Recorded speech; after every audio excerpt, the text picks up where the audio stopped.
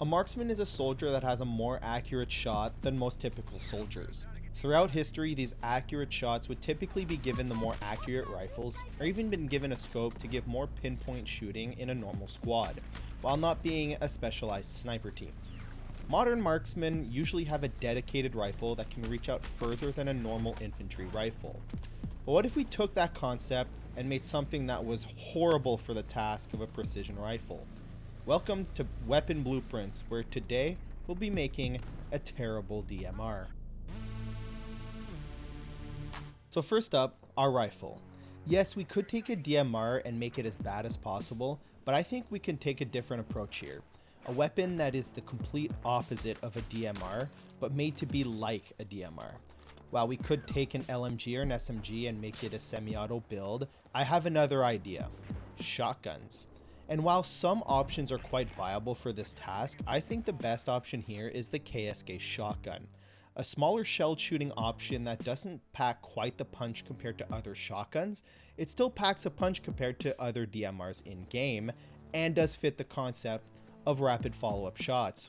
At about 300 rounds a minute, it is on par with the SVDM in that regards. So let's take the KSK, flip it on its head, and turn it into a more accurate rifle while also destroying any sanity by also making it bad. So first things first, how do we make this more like a DMR? Well, the first option is the most obvious one, the slug rounds, which will give you a solid projectile instead of multiple smaller ones. And at 75 damage per slug, no DMR will beat you in raw power. But remember that the slug rounds quickly drop off to a 4-shot kill a lot faster than the DMRs. The downsides to using a shotgun as a marksman weapon is your limited precision, since shotguns are smoothbore rifles. Although the slugs do give you a massive boost in precision stats wise, this loadout is only a little more accurate than the SVK. And good luck trying to hit any moving targets at any range, since you get only about half the velocity than most DMRs. A bonus is that within the max damage, hitting a headshot will give you an instant kill. Next up on making this more rifle and less shotgun is the 430mm factory barrel.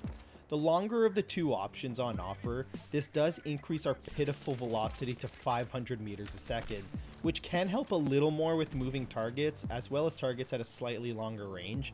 But remember that while it's a nice upgrade, that outside of a few SMGs, pistols, and other shotguns, you will be at a major disadvantage when it comes to projectile velocity, and will cause you to lose a lot of gunfights that wouldn't be an issue for any regular DMRs.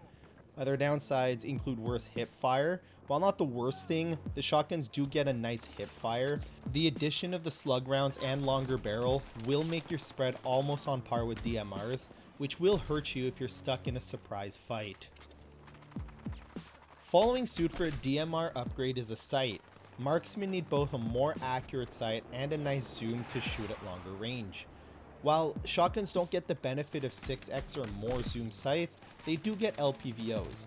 But while we could go for just a long range only scope, having a dual zoom for long range and close range decreases the complexity of having multiple zoom level scrolling. So for our sake, we'll be picking the SU230 LPVO, a clean sight with both 1 and 4 times zoom options for any situation you might find yourself. Add the fact that all the benefits also include a cheaper price for multiple zoom optics, which also gives us more flexibility down the line.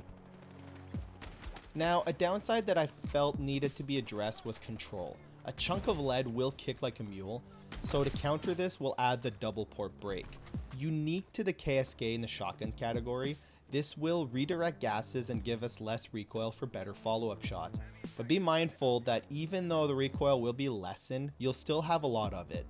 You'll be around the same amount of kick as the mid-damage DMRs such as the SVDM and the M39. The downside of the double port brake is that it doesn't hide you like the flash hider does, but the added benefits can help us hit farther targets with faster follow-up shots. Now, I hear you ask, what's the thing that will break our not so horrible pseudo rifle loadout? And to that I say, the 4-round mag. This will single-handedly destroy all the hard work we did to make this loadout usable. As a marksman, we should have enough time to reload with no trouble, but the fact that anything outside of mid-range will require at least 4 shots to down an opponent means that you have no room for error, and the reload isn't LMG long, but it is long enough that you will feel the surge of anguish of all the shots you didn't hit. Just to add insult, the lesser capacity does give us a faster ADS speed, which for a marksman isn't really needed. It can prove useful if you push into a CQB situation though. So that's our build, one that on paper wasn't horrible until the end. It's not advisable to use. The fact that we almost hit our budget limit too also means that we don't have much more flexibility. While this loadout is an interesting change for a shotgun, I can't advise you to use it since it will test even the most accurate shots and skilled players. A loadout truly befitting the title Terrible. If you're so inclined to live the masochist dream, I would recommend you keep your engagements to close to medium range. And if you decide to go further out, you'll really feel the slow velocity making your shots miss, and the damage drop off making you need to hit every single shot in your mag. At close range, you can get away with one-on-one since you get a generous 75 damage, but don't even think about fighting 2 players at once, since even if you get the 2 shots on target, odds are you've probably already spent more than 2 shots, and you'll fall short on the other with anything less than a headshot to save you. You don't even get the benefit of half stealth since we didn't go with the flash hider. Truly a weapon designed to frustrate, not the enemy but yourself, and I really hope you like the reload animation because you'll be seeing it a lot more than the kill total you'll be getting using this loadout.